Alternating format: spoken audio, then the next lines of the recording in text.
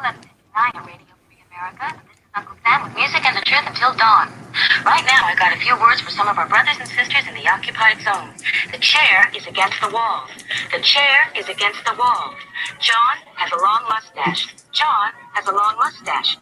This show across America, another day closer to victory. And for all of you out there on or behind the lines, this is your song. Hey, good afternoon, everybody. We are getting together for an update on our 2A Patch Batch project this year. And we've got a bunch of people from the project, participants in the project, joining us this afternoon. Hopefully a bunch of people will join us live. We do all of our stuff live so that you can participate and ask questions, be part of the conversation.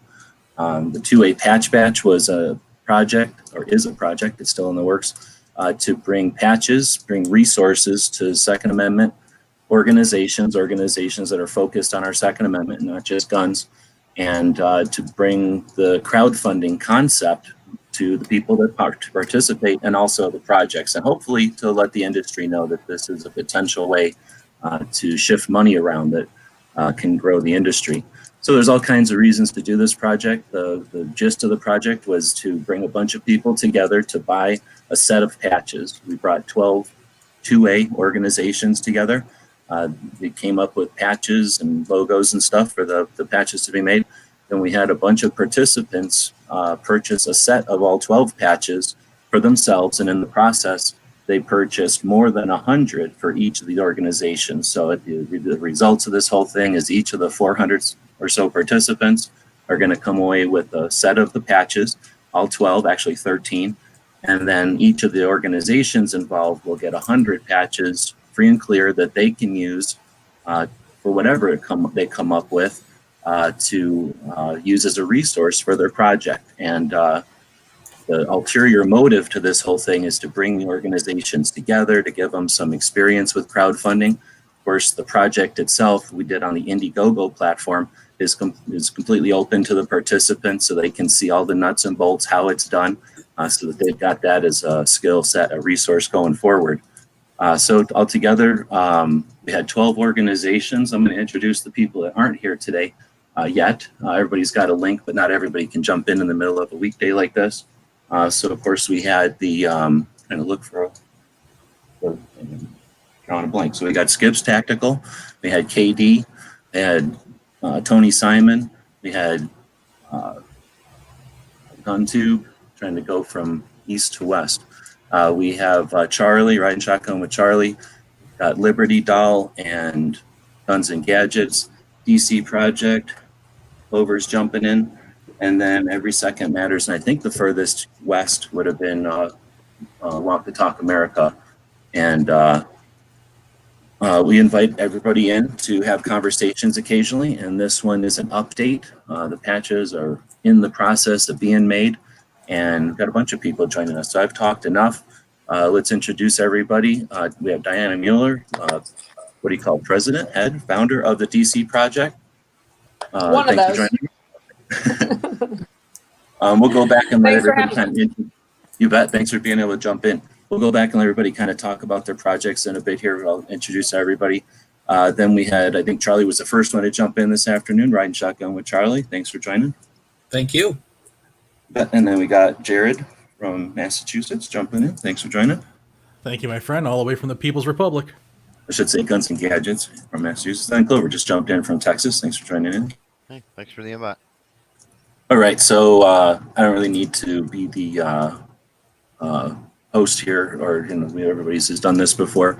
Diana asked earlier what the point of this was, why we're getting together, and really it's just to get everybody an opportunity for everybody to chat. And I dropped the ball. I usually set these things up a little earlier in the afternoon so that the participants have a chance to chat off air before we go live. We'll leave it live after so that they can chat.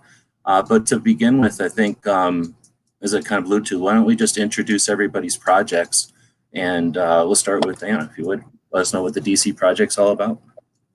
Sure, and thanks again. The DC Project is Women for Gun Rights. Basically, we all have seen or heard of the Red Shirts of Moms Demand Action. And, I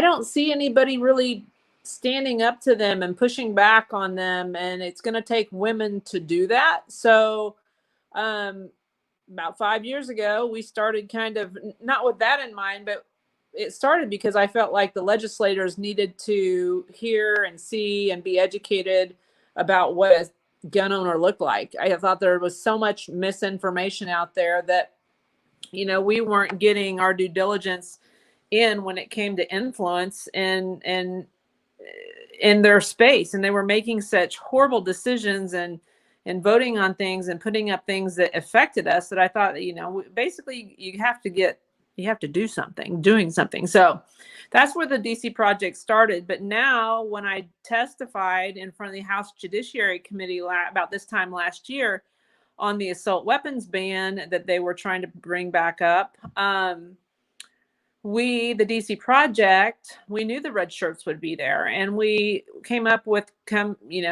we had about 10 or 12 girls there, and we had us all in the teal shirts that say educate, not legislate.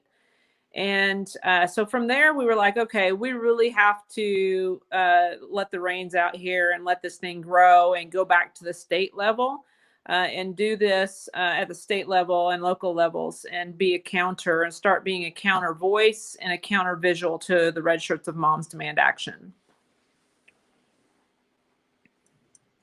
Right on. I haven't heard you summarize it in a while, so I know that it evolves. So that's commendable. Thank you. And I couldn't agree more, but I don't want to take up too much time. I'll let everybody else chat about their projects too. But maybe sometime when you've got a chance, we'll go have just an hour conversation and we'll just chat about DC project, because obviously, well, maybe not obviously, but I think it needs as much time as possible for people to hear about it. Sure, we can do that. Appreciate it. Charlie, tell us about your project. All right. Well, my name is Charlie Cook. I have a show that I call Writing Shotgun with Charlie. Basically what it is that I interview people in the gun community as we drive around and talk about gun stuff. We talk about whatever it is that other people do. I've had Diane on the show. I've had Clover on the show. I've had Jared on the show as well. And we just hop in the car. We drive around. We talk about gun stuff. The phrase that I'm trying to use is it's pretty much the people that listen to the show are a fly in the rear view mirror. It's relaxed atmosphere. It's two people driving in a car. You can't get more relaxed than that. And just having a conversation, talking about whatever comes up. Right on. Very good insight. If you haven't watched Charlie's shows, great insight. Somebody like myself, I talk to somebody in an interview, it's going to be all nuts and bolts. I want to hear about the project, whatnot. And I don't care about what they did last Tuesday. But like you say, yours are organic. You get so much more, what's the word, like more well-rounded experience with the person. It is. It's the, I think a lot of people are, I think they're put more, I don't want to say more at ease, but they're put more at ease when you're sitting in a car driving and talking with someone. You don't have to make eye contact. It's not, I think it's more intimate than doing a radio show or a call-in show or, regular podcast form. It's two people riding around in a car. It's like dealing with traffic and directions. And I know some people, my friends, think that I get lost on purpose, but I never do. Never even thought about it. I shouldn't sit here and talk about your show too long here, but I never thought about the idea that everybody's looking forward. That's true. When you start looking at each other in a typical one, either in a building or even over the internet, you're looking at each other. It's just a little different than both looking forward and just having a conversation. Jared, tell us about your project, where it came about, how long you've been doing it. Almost 6 years now, if I recall correctly, right around the 6-year mark, I think in January. And I changed my mic, so if this is sounding terrible, please let me know and I'll throw this away. I focus on Second Amendment news. When I started the channel, unless you specifically looked for it or followed courthouse decisions, you really couldn't keep track of what was going on across the country. And I believe that's by design, because the more divided we are and the more out of the picture we are, what's really going on nationwide and the constant attack on our rights, I think they being the anti-gunners, they use that to their advantage. So what I try to do with my channel is to keep everybody in the know, no matter where it happens, no matter how inconsequential it might seem to somebody else in a different area of the country. I try to bring that out because it's been very apparent since I started the channel that whatever happens in your neck of the woods, if it's found successful by the Bloombergs and the Soroses, it will happen in other parts of the country. And I just try to keep everybody informed so that when it does show up, we, have the knowledge behind it and we can rally the troops and get stuff, either voted down or have action taken to try to stop it or remove people from office. And it's very taxing because it never ends, as you guys and gals all know.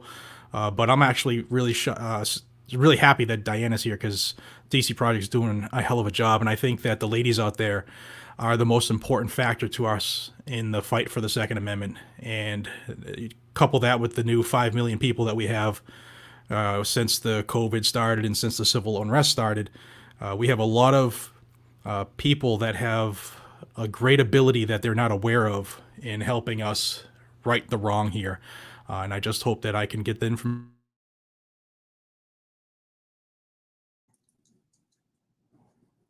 Did you drop or did you just end your sentence, bro? Did I drop? Am I still here? No, you're good. Okay. Did he drop or did I don't hear him. Yeah, I think maybe he dropped, Jared. Right on. I don't want to get back into DC Project. We'll fuck them up here in a second. But Clover, tell us about your project. Thanks for jumping in tonight. Yeah, man, great to be here. I don't know. I mean, CloverTech is my name is Chris. For those that are unaware of that, because I get called Clover most often, more than not. But yeah, I run CloverTech Productions, which is pro 2A firearm media, or basically pro firearm media, which also encompasses the 2A, and that's one of the things I've worked toward because I've been a state director and a regional director rather in a 2A organization, state level, youth firearm educator, that sort of stuff. In the past. And so, one thing that I valued was the networking. And so that's what I strive to do on the channel with the stuff you'll see, 2A, I don't know, I don't want to call them personalities, but activists with one podcast, and the next will be, an industry person, and the next will be a fellow content creator. And so one thing that I strive, I know that G-Webs has called me a cheerleader before, but it's just sort of bridging a gap. You've got people out here in the creator space that they're very one-dimensional. They just review guns, or they, just do 2A stuff. And there's so many nuances and minutiae and facets of, this whole firearm lifestyle, firearm community that, one of my goals, and that's bringing people together, trying to bring people together, the industry, the community, the creators, by way of just multifaceted content, quite honestly, which includes social media, video stuff, obviously written stuff, as well as podcasts. And I've had everybody on this panel except for Diana. It's good to, I don't think I've officially met Diana, so it's good to meet her and take the opportunity to extend. I've had some of the other ladies from DC Project on the podcast in the past, so we've got to get Diana on that in the near future, hopefully. Sign me up. Dang, I would have thought you guys had met. So yeah, it's another bonus then. Thanks for your description. You do a lot of stuff, so I imagine it's not easy to describe it. I don't try to describe my stuff because I don't want to have to try to do that. Yeah, so it's horrible. Yeah, when you're not just like, here, I write this, or I make this. I'm a podcaster, I'm a writer, or I do video reviews. Most people are one-dimensional, and I'm nowhere near that. So yeah, it's difficult. So I don't know what happened with Jared. He's probably, I don't know, I doubt it's his mic. He might be having something. I don't know what weather's like around the country, but that's a brief description of a couple of the projects that we've got. We could dig into the others. I'll leave that since we've got a bunch of people, but Danny has limited time. So let's go back to the DC project and talk about how great that is. So you described the project. I couldn't agree more with your description, but then the other guys all kind of, I think, referred to it or mentioned it. And, we all have our different ways that we think you guys are awesome. But really, I don't know. Let's Clover. Why don't we go backwards? You had mentioned it. Okay. Go ahead. Why are you a big fan of the DC project? I like Diana hit the nail on the head. I mean, it just makes sense. I mean, with women, typically, I'm going to generalize. Hopefully, I don't get pointed out as being sexist or feminist or anything else. So I'm going to generalize a little bit here, and forgive me for that. But typically, women sort of hold the purse strings a little bit in the household, and so that's always been a big deal with firearm culture in that and decisions that people are make to be a gun owner, to buy certain guns, to purchase ammunition or whatever it might be, right? So they've got a lot of the decision making power in the household in that respect. So they've always been important, and then even more so as time has went on. Good Lord, in the last decade or two, especially, leaps and bounds of women coming into the community, not as 2A activists, but just as, awareness of, hey, myself, sure, my husband carries or whatever, but, what if he's not around? What if he's away at work? What if he's on a trip and different things, and women taking responsibility for their own safety. And it's a great thing. And that's just grown.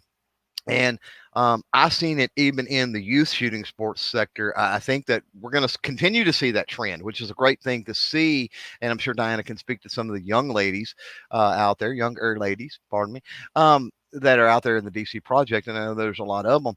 But I know in my experience with youth shooting sports, we had a flood there for 2 or 3 years a while ago. And when we look across a larger demographic in youth shooting sports, we see a lot of females, of women, young women in that. And so, having this mechanism that is DC Project established as they get up and move from, okay, this is fun and I'm learning these different things, into, oh, now I can take the love of a hobby or the self-defense aspect, and I can take this one step further in advocating that thing that I love, that thing that keeps me safe, whatever, not be restricted. I think it's a great conduit to try to funnel those young ladies into for the future as well. So, Diana and the other great women in the DC project are really trailblazing in that aspect, and setting wheels in motion. And I think that's an awesome thing.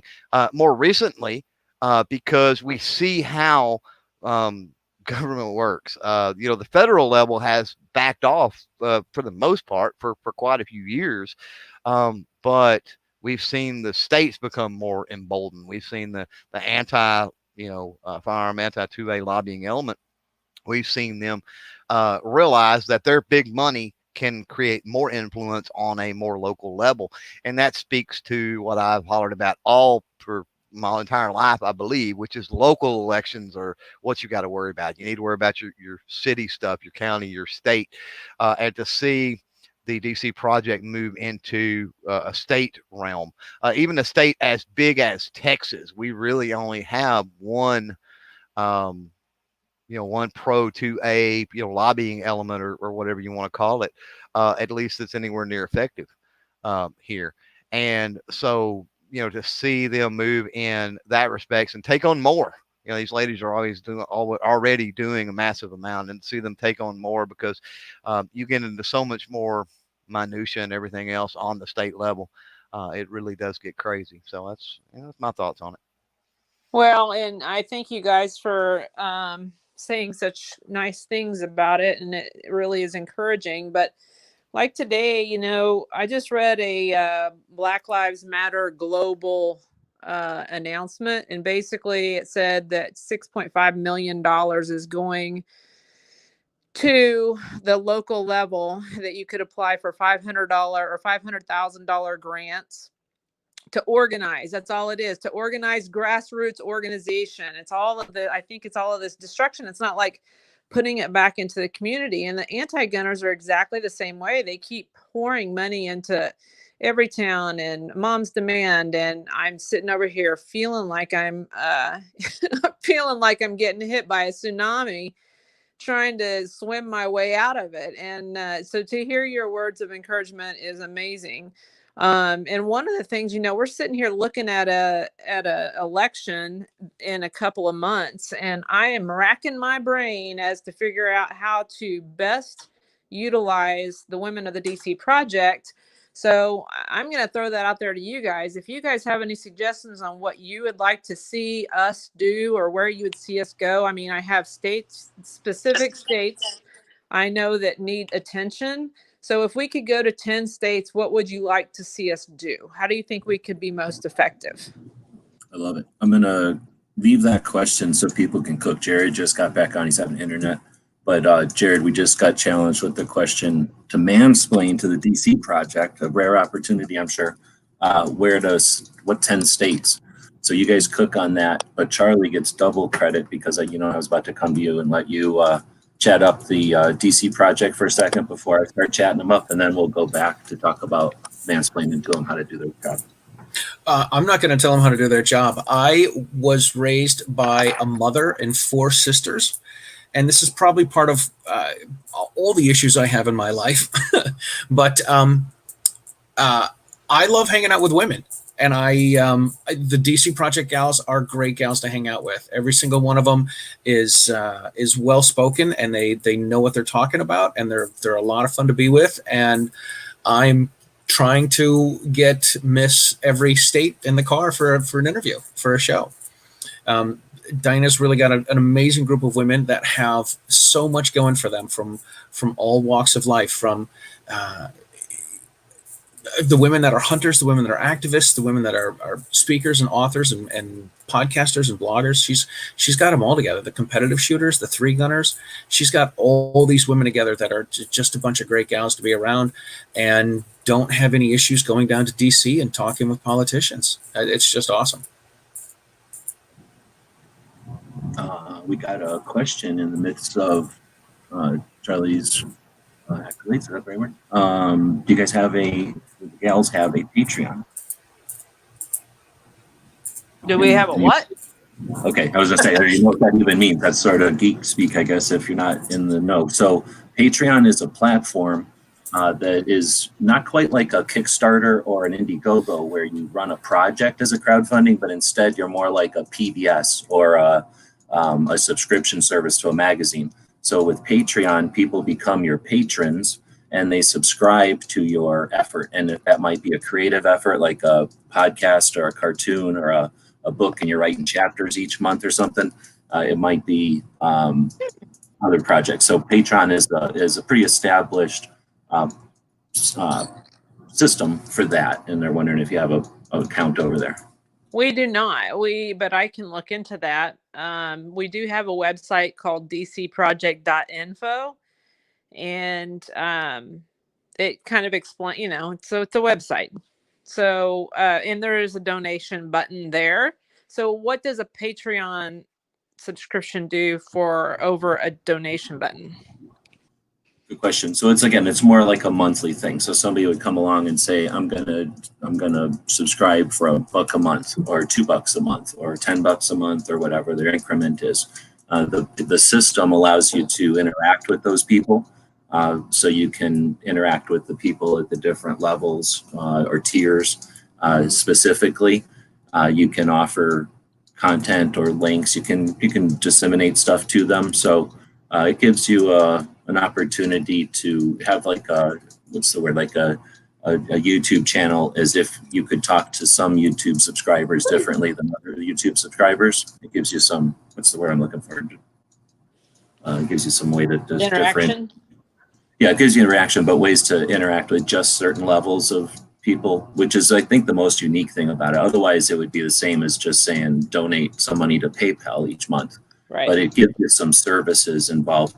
And the other thing is that there's the collaborative thing that, much like the Kickstarter or the Indiegogo platforms, when you do a project on a platform that's designed for people that are interested in being venture capitalists, when you have your hat out, so to speak, or you have an account on a platform that's designed for people who want to participate financially in the creation of things, of the next, then doing it on a platform that that those people hang out on is usually pretty handy compared to something like a PayPal button, because you can do a PayPal button just as easily, and Okay. you're just anyway. It's something that I would like to see the industry have something like a Patreon, so that it's because there can be some debate as to any system that comes out of like a California or another country as to whether or not they're truly pro 2A, or if they'd stand on pro 2A if they had to choose, right? When they don't have to choose, everybody's 2A. But when you have to make a financial decision, what's going to happen? And if a lot of people have, put their foundations down or put their roots down into a platform, how awesome would it be to see the industry do that? But that's maybe the future. But until then, it's nice to have a platform that other people use, because they've already been familiar. And if someone's decided, I'm going to contribute $20 towards 2A each month, and then you're there, then they can easily divert $5 or $10 or whatever to yours. Awesome. I'll take a look at it. I'd recommend. I mean, I think other people here are on it. They can give you their insight on it. But I want to also go back, and before I lose all my thoughts, that was a great question, Weston. Thanks. But they do have a donation. You don't have to wait around for a PayPal, you don't have to wait around for a Patreon. You can just go straight to this link that I just dropped in the side chat, or in the text chat, I suppose, and donate any amount you want. It's going to go straight to the project. Nobody's getting paid, I'm sure, and nobody's making money on this. This is all to get individuals from, who all happen to be female, from the states that they come from to DC, but now in addition, multiple females from the state to their state capitals. So let me get into the reasons why I think this is an amazing project. So first off, if white dudes were going to do this, because white dudes are all the gun owners are white dudes, right? Old fat white dudes, we would have had no NFA by now. So if old fat white dudes were going to win this, then they failed. They didn't win it. So somebody's going to have to come along and win this. Old fat white dudes aren't going to last forever. Most of them are either old or fat, and they're dying. So somebody's going to come along, and we can't. We are so happy that there's all these new gun owners, and people are treating them in different levels of, with different levels of respect when they come into the new community. But if you really think those are experienced gun owners, you're wrong. Those are people who are wide-eyed and never seen a gun before. So to see a diverse community is amazing. So you had mentioned, I'm going to go check my notes here because I have to keep notes for stuff like this. You had mentioned earlier, oops, I got your email on the screen. I'm going to just stop screen sharing. How about that? You had mentioned earlier that when you first started, you wanted to give, I'm not trying to try to recap what you said, but you had your reasons for doing it. From when I saw what you did, though, I saw an industry that was already probably 30% female gun owners and gun purchases at the time, but the industry knew that there was increasing female gun purchases, but they weren't jumping on it yet when you were first putting this all together. During your time, they have sort of jumped on it more, but so I don't think you were changing anybody's perception. You were just bringing the perception up to reality. Like, people weren't aware. There was still a massive perception that only, again, old fat white guys had guns at the time you started the DC project in, what am I thinking, 13, 12? About 15. 15. 14, 15. When you started it, though, again, there was this perception, but it was the reality. I mean, I could tell from SHOT Show, just the marketing and the way SHOT Show had changed. Females were already a big portion of the market. And what Clover was talking about with the self-defense and stuff is part of it. But I mean, there's females in every branch. There's in the competition sports, obviously, but in the in hunting and in just recreational sports, like just having a firearm as part of a weekend activity or having shooting as part of a weekend activity, that's been becoming a more non-gender activity for years and years, right? So I think that you're bringing the project around is bringing true light to that reality, not just erasing the perception. I'm not saying it well. But the next thing that I think is, I'm not sure if anybody is giving y'all enough credit for this, but I don't know why everybody jumped out on me because I was I'll show here maybe. But the access that y'all have. So, okay, so since 2015, I guess, is when you really went with gusto, bringing ladies from all over the country on their own dime to DC. And you'd go in, if I understand correctly, groups of like 5. And Right. they'd walk around and they'd meet those 5 representatives. So if it was like Maine and Massachusetts and Missouri and I think all the M states, right? So if it was those 5 ladies, they went to those 5 representatives. So now representatives of gun-friendly states are meeting delegates from the DC project from gun-unfriendly states and vice versa. And Right. so now you're getting a mix of diversity. So these representatives of all types are seeing new gun owners of all types. But that relationship that you're creating there had only been available to the lobbyists at the NRA, to the lobbyists at Gun Owners America, or the lobbyists at Second Amendment Foundation, whoever has the money to spend on lobbyists. Now you've Well, taken that from lobbyists to ladies who are going to work the next morning. Right. And but that's the beauty, I think, of what it's grown into, is that we have I thought it was going to be professional shooters, because we're easy to vet. We can say, hey, let's go to the range, and we can really do the educational piece. But what it turned into was so much more than that. And it's, we have literally a cross section of every the diversity of America. We have old and young, we have left and right, because this is not a partisan issue. I feel like, yes, the Democrats have definitely made it a partisan issue, but it should not be. And we have Black, white, Latino, we have every race, every religion, we're just open to everybody, and make sure that people understand that this is a constitutional issue, not a partisan issue. So I think that it really represents our firearms community. Definitely.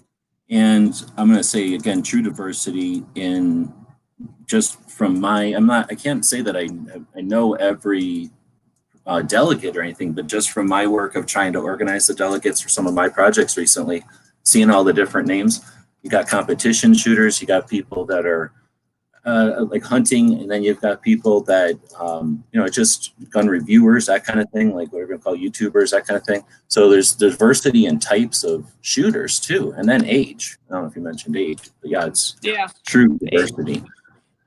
And that's, I can't even imagine, because when I think of the NRA's lobbyists going to DC and wearing their expensive suit, and I'm not even talking about up here, just in general, people that are those expensive suit wearing type, with the jewelry and whatnot, what kind of conversations are they having?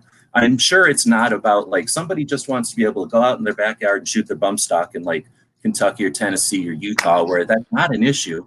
And and they're just not talking about just plain old stuff. They're only going to talk about the extremes and the whatever industry, blah blah blah. So I just love the idea that the representatives who hopefully are cycling through there, hopefully these, if they are the people that are just sitting there, then they're experiencing y'all for year after year. But if they're cycling through, then they're seeing the true diversity of our firearms community. And there's no way that it can. We are not going to be pegged as big fat white guys just going forward, since that's no longer the bulk of us. Like, that's not us anymore.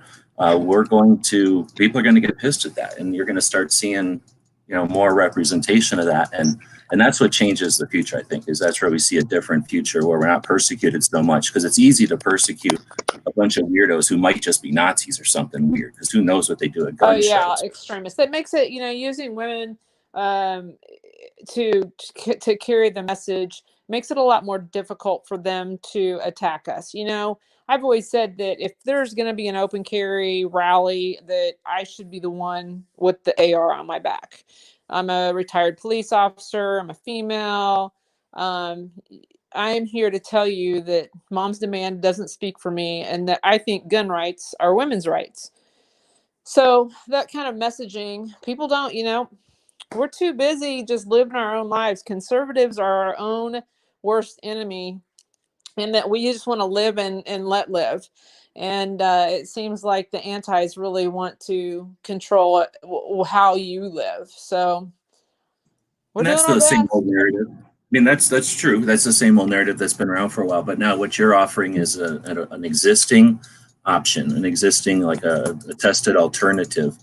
So like you mentioned with changing or seeing the shirts kind of thing and rolling with that. And that's the kind of stuff that can't be, or it's going to be very difficult for them to ignore. And obviously on our side, to some extent, people need a role, right? They need a role model. They need someone like Clover said earlier. He had this great word, trailblazers. As you go through and create something, it opens people's awareness that they can do something too. They can either be part Absolutely. of. Yeah. And I hope that somebody listening to this does realize that it does matter if you show up and introduce yourself to your legislators, and you don't have to go to Washington D.C. to do that. You can go down, and federal guys have offices in the state.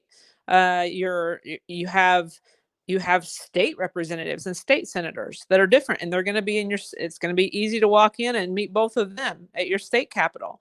It's just taking the time to do it, and it really does mean more. They say that it means more than a visit from a lobbyist, a visit from a constituent. So I hope that whoever's listening out there will be motivated to go meet their legislators as a gun owner. Secondly, we're within 60 days of a huge election. Everybody within earshot needs to be registered, know where their candidates stand on issues, and actually have to go vote. And absentee ballots, that's completely good. That's completely legitimate. Recommend or reserve a request. That's the R word I'm looking for. Request an absentee ballot. You can go and vote in person early at your local election board. So dig in and really try to figure out how to make your vote count, and then spread it. It needs to spread like wildfire from our side, because they are spreading like wildfire from their side. They are busing people. They are signing people up. Who God knows what they're doing to create votes. So just please go vote. Gun vote. Hashtag gun vote. It's one of those things where, well, people can discount like your hashtag gun vote, and you've been doing the gun vote campaign a bit with the different ladies on the DC project recently. But if you can get someone to start talking about it, it's those real life conversations, right? So if it's on your mind and you're thinking about it, you just saw Instagram and you see somebody who's, you need to have a conversation with, or you're about to have a conversation with, that comes up, it's that third person. It's that person that overhears it. It's the others it's that tell a friend or whatever, that kind of system. So yeah, the concept of just bringing it up as opposed to ignoring it. And we're talking getting out and voting, talking about different things, getting people aware that so that they don't just sleep through the Tuesday or whatever. Right. I think that's important. They don't matter. Now, you had mentioned so I think I already said it, but just in case I didn't, I'm just looking at my notes from before, that I think the other thing that, again, I don't know if I haven't seen a focus on this potential, but when Bloomberg throws money, because at this point we've got one guy with a bunch of money. We've probably got other people with a lot of money that might care, but he's the one who seems to be looking for a legacy, to be anti-gun or whatever. So while he's around as a threat, his money is the concern, and what can he do with that money? And I think the best way to have him grind that money into dust is to create something that costs him the most effort, right? That costs him the most to resist or defend against. And there's nothing that the NRA can do. He's hoping that there's something as easy as a giant front, like a giant aircraft carrier, the NRA, that he can simply do his old tactics against. But everything that you're doing is new ground, like Clover. I'm gonna jump back to that word trailblaze. And as y'all trailblaze, as y'all literally create what you're doing, it's doing it in such a way that it's all but impossible for him to spend money. And that's not just going to defeat his pile of money, but that defeats people in the future who think that they can gain fame or legacy by throwing some amount of money at an issue like this one that's so important. And on the flip side of that, not just the defense side, you're again creating a system, an example for those who want to participate, to resist, but aren't just looking to throw $30 and shake their, wipe their hands and walk away. There's a lot of people out there that understand that there's more to be done, but just don't understand how. And you're giving them that example of how, and literally some directions on follow us. Well, thanks. We put out a really cool document not too long ago, and it's probably on our website somewhere, or you might have to sign up. I can't. Sorry, but it was a 2A talking tip sheet of how to prepare yourself to have a conversation. So definitely check out the dcproject.info website. And we are going to put out some 2A talking tips. It's a new hashtag 2A talking tip from that document on our social media. So you'll catch it there as well.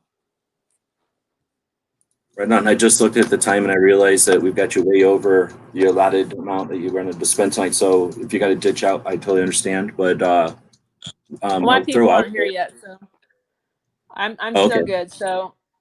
But we'll keep going then. You brought up how to most effectively use the resources of the DC project, and I think that's an awesome thought experiment. So I don't know if Charlie's actually put some thought to that right away or not. Feel free to jump in, but I'm going to throw that out there for anybody who might be listening now or in the future. If you're creating content, consider that a topic to bring up with your audience and with your people that you chat with. Or if you're not a person who does it, post that kind of stuff online, have that kind of conversation with friends that would be, aware of what we're talking about here, and then share the results of that. Because, whether or not they're able to use them, I think just hearing a bunch of people's ideas would be useful, right? But Charlie, I love brainstorming.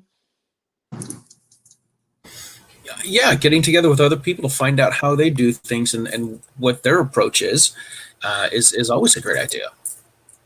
It really is, because I know I was actually on a meeting tonight with some friends of mine. I've got a friend that's running for office, and we're trying to figure out what we can do to make some phone calls for him. And it was interesting. We have another guy that was on this call that was a sales guy, and he's like, "Here's what we need to do. We need to grab these people's attention in the first 6 or 7 seconds that we're talking with them." It's good to hear how other people do things, how the tactics that they use. To draw more people in, to get more people involved, and to pique their interest and keep them listening. I've been chatting, so I haven't had much time to think, but it did make me think that one of the things that I wanted to thank Jared for, and I think you're accomplishing the same thing, is the idea, or at least able to accomplish the same thing with the DC project, potentially, because you'll have a network of individuals who are aware of their local situation and their neighbors, but then part of a bigger organism that then can let them know about something that's outside their direct involvement. And that's where I think Jared, again, in his decisions on what he talks about, he's not regional and he's not strictly national. So he'll bring awareness to things. And because he's a big YouTube channel, YouTube, the platform of YouTube lends itself to a lot of a lot of people being able to see something quickly, right? So when he can post something, the timeliness of it, he's made use of. So, if you bring something that I've suspected for a long time is if all the gun owners that are just sitting around doing nothing in the middle of the country were able to do some sort of action when they screw around with New Jersey or they screw around with Oregon, right? Like, we have family in those states. We might vacation or do business in those states. They must have some influence if we did something as easy as send them a letter, say, hey, to the Department of Tourism or something, I'm not going to your state based on the crazy gun laws. And if they get 2 million, letters that say we're not going to do tourism in your state again, would that have influence? Who knows? But that's the kind of thing that we've never tried before. And that's something that, again, once we get together as a community of gun owners who are aware of Second Amendment infringements, and they try to pull something like, I don't know, just name a crazy one out of a hat that exists. And when they tried to pull that, if the rest of the country would have said, hey, wait a minute, it'd be a lot tougher for them to pull these things. but I suspect their political strategists wouldn't even bother. Once they know that they've got an adversary that actually is competent, they go to something else. They can score more points worrying about your backyard swimming pool or stairways or slippery floors, something that doesn't have a constitutionally protected, it isn't protected by a constitutional amendment, something that doesn't have a contingency of people behind it. They're only going after guns because we've been a super reliable, super consistent punching bag. They know they can wail on us. We're going to swing so far in one direction and come back and never touch them. So they're only going to score points wailing on us. Once they have consequences to that, we're not an advantageous opponent anymore, and they're going to go look at something else. So I guess we didn't have Mike in here, but if we did, I'm going to switch topics completely. But with Walk the Talk America and it focusing on the amount of suicide deaths that are attributed to firearms and getting the people who suggest that they're there to save lives to focus on really saving lives, through health and that kind of thing. Again, once we're able as a community, as a group, to show that we're interested in solving the problems, they're going to leave our guns alone because our guns aren't the problem. I'm preaching now, but like I said, I know you need to jump out. So if you need to jump out anytime, feel free. But I guess now we can chat about what we might want to do with these patches, unless you want to reply to what I just said there, Phil. I was having dinner with a friend last week, and it was on Sunday, and one of the news shows came on, and it was some segment that they played before. And of course, there was a segment talking about gun stuff, and there was a young man that committed suicide, and the father was like, if it wasn't, he was in Colorado, and he's like, if it wasn't for easy for my son to get guns, he might still be alive, and all this sort of stuff. They listed all, he might have been on some medication. He had depression and anxiety problems. Those are the real issues that need to be dealt with. It's got nothing to do with the gun. If he still wanted to commit suicide, he could have found another way to do it, which is certainly horrible. But when you find out the statistic that 2/3 of the gun deaths are suicide, you're like, holy moly, what is really going on here? And then you see that the curtain kind of gets pulled aside from all the stories that we hear in the media about, there's more gun deaths in Chicago and shootings here and so on and so forth. It's just not the way it's just not really what it is. Yeah, when he's gonna, if it throws a bunch of money towards an agenda like the Million Moms thing, then there's something like Walk the Talk America sitting over here as an opportunity to do some good, and it's got doctors behind it and whatever you kind of call it, bipartisan for guns. It's got people both pro-gun and anti-gun on board, and he's throwing money at the thing that goes after gun ownership as a manipulating system that goes after gun ownership, or he could have thrown it over here at actually solve the situation. We're not living in a world where you can just do that stuff anonymously or hidden, right? Like that stuff can be shown for what it is. But anyway, what are you thinking about patches? Have they put any thought? We've only got the two of you, so it would have been nice to have like Clover or Tony in here who had a year's worth of experience with them, but neither one of you have had patches before, right? I have. Go ahead. I have not. I'm very excited about them, and I'm just kind of like the Patreon thing. I'm eager to learn what normal people do with them. Oh, right on. So even in law enforcement or whatever, you weren't the patch collector or trader, I guess. Oh, no, I do. No, I do like patches myself, but Okay. I've never been involved in a project like this, so I don't know. Are we supposed to sell them? Are you selling them? Oh, no. The goal is to create a resource for the project to do with what you want. So anything you want to do. If you want to burn them. If you want to sell them. If you figure out something else, then that's the goal. I kind of mentioned this a little bit off here, but for people that don't know, I just happen to like patches. I was a scout as a kid. I was in Civil Air Patrol, so the Air Force thing.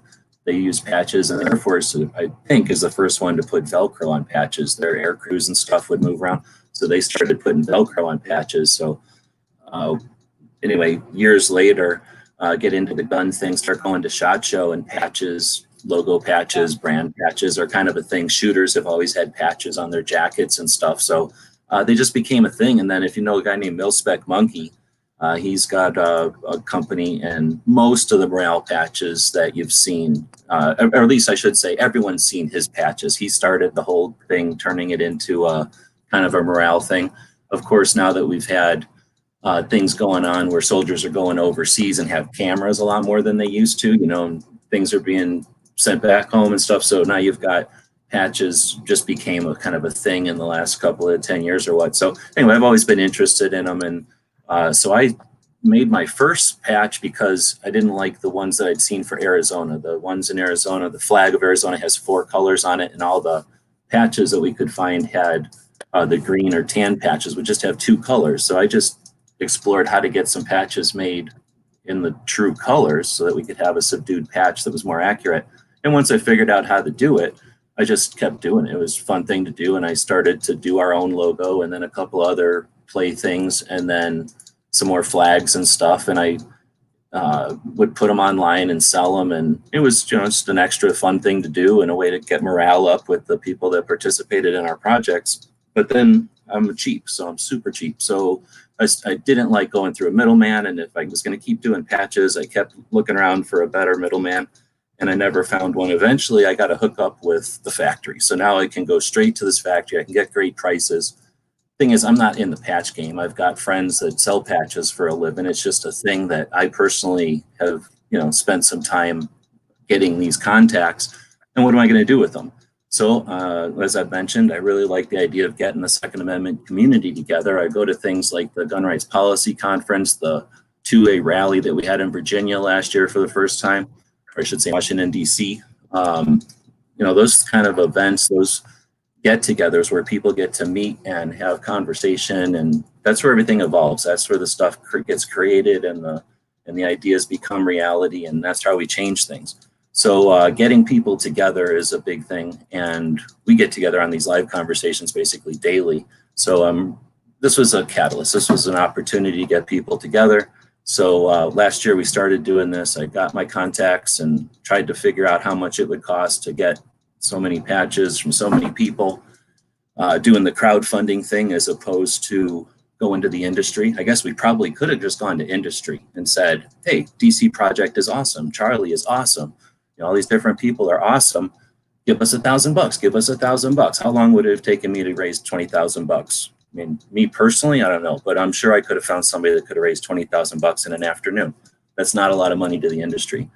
But crowdfunding is pretty neat. It's super powerful, and we've got different ways to do it, like a Patreon thing. This was done on Indiegogo. The Kickstarter one is another. There's other ways to do it as well, and I think that empowers. It gives us a grassroots type of situation, I guess, a bunch of people pitching together on a concept.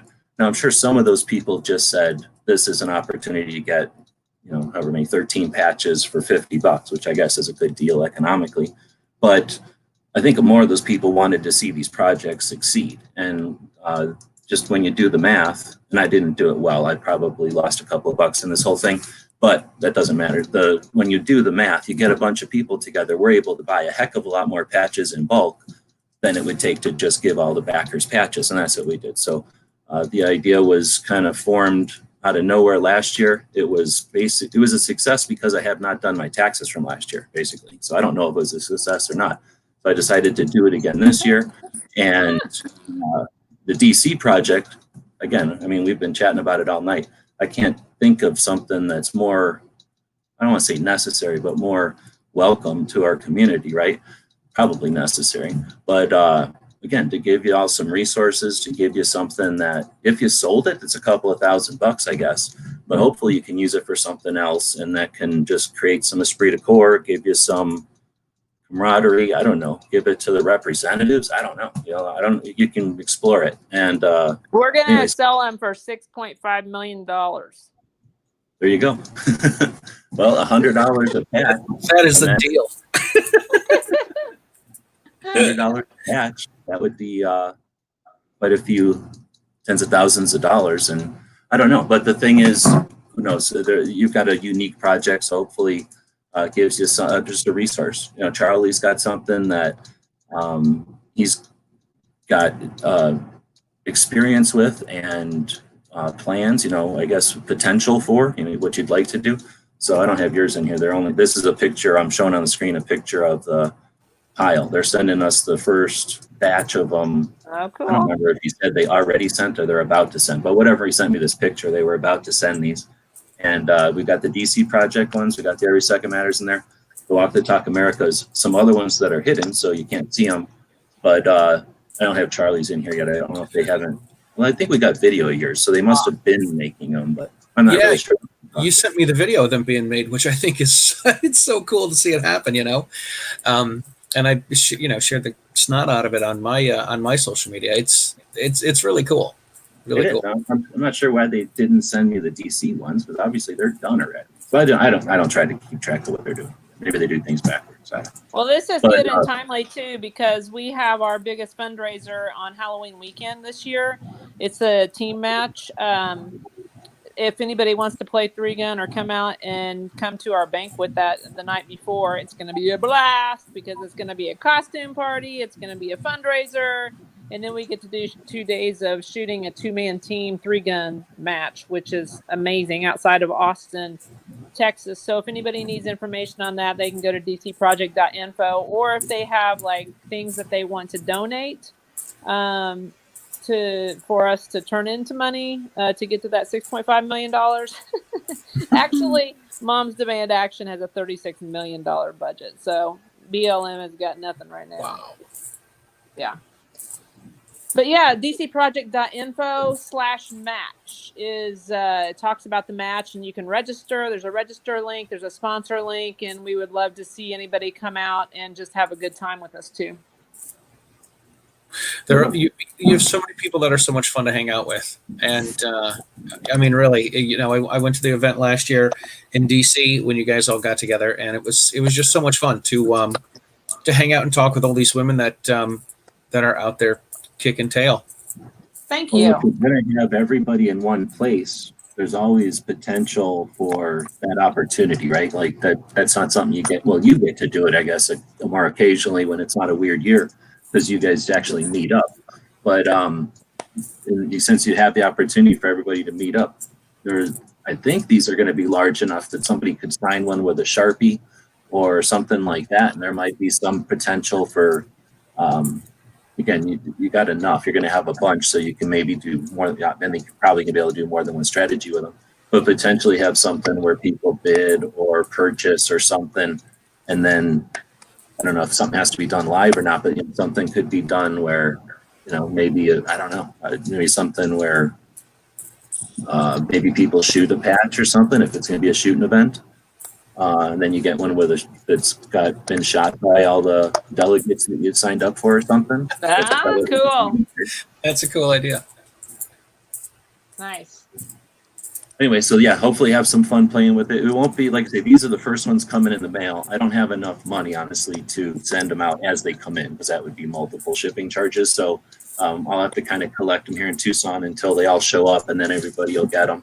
I could probably send out a file to each of you, but I can't start sending out the first 3 patches to everybody and then the next 3 patches to everybody, because that would increase my shipping charges by 3 times. Oh, yeah. But so yeah, eventually we'll start seeing them accumulate here, and then I'm basically ready to turn them around. So can't say I know when the actual date will be. It turned out that the project itself, we haven't really been chatting about it, but the project itself was a crowdfunding project on the Indiegogo platform, and we targeted, or we put a goal up there for $10,000, and we expected to get a couple of hundred people, 200 people, get us to that goal. Instead, we went all the way to $20,000 with almost 400 people, just barely under 400 people.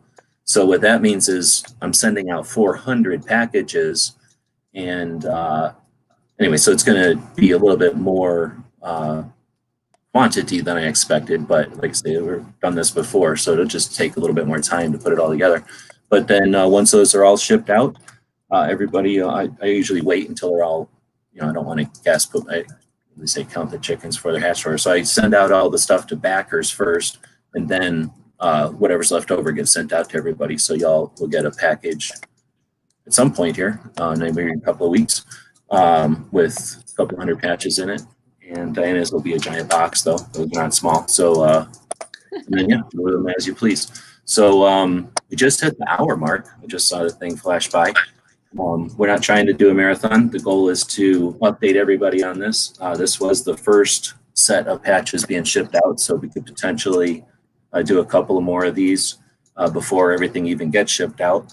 And maybe we could put the challenge out there. Anybody that's got ideas for the DC project, how to best utilize the resources of the DC project, what 10 states to focus on, for example, give those to us or to the DC project. You can head over to their site and use the contact us page, I'm sure. Or I imagine chatting with any of the individual delegates would eventually, good ideas go up the hill or go roll uphill. Right? Yeah, I'm on Facebook, Diana Muller 3Gun, and I'm on Instagram, Die 3Gun, and yeah, reach out to me if you get an idea or DC project. Yeah, it's definitely, I love to brainstorm. So it's been a pleasure visiting with you guys, and thank you for all your kind words and your suggestions. You bet. And thank you for all the hard work over the 5 years now and more, probably. And just the effort of, I don't even know, hundreds of ladies. So not thousands yet, I don't think. Well, I don't know. No, I don't think so. Not yet. But it's getting there. Yeah, it's not. Oh. Because the thing is, again, it's an amazing project. As I started to go through the delegates, there's 50 states, so wouldn't it be easy if you could just say, hey, ladies, get in line and start listing 50 of you here.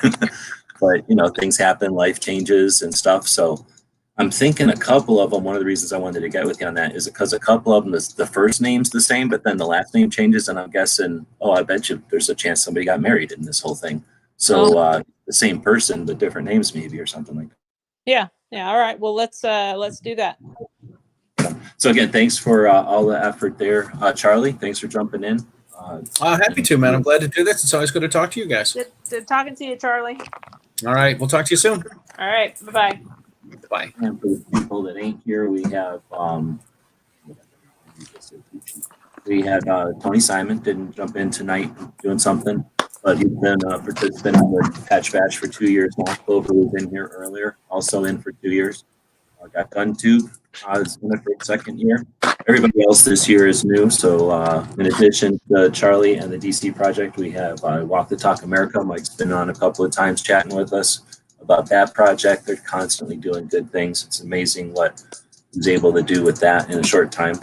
We've got the Connecticut Citizens Defense League, which is another cool organization, state level, focused on 2A. We have Skip's Tactical, firearms instructor, podcaster, and more from Florida.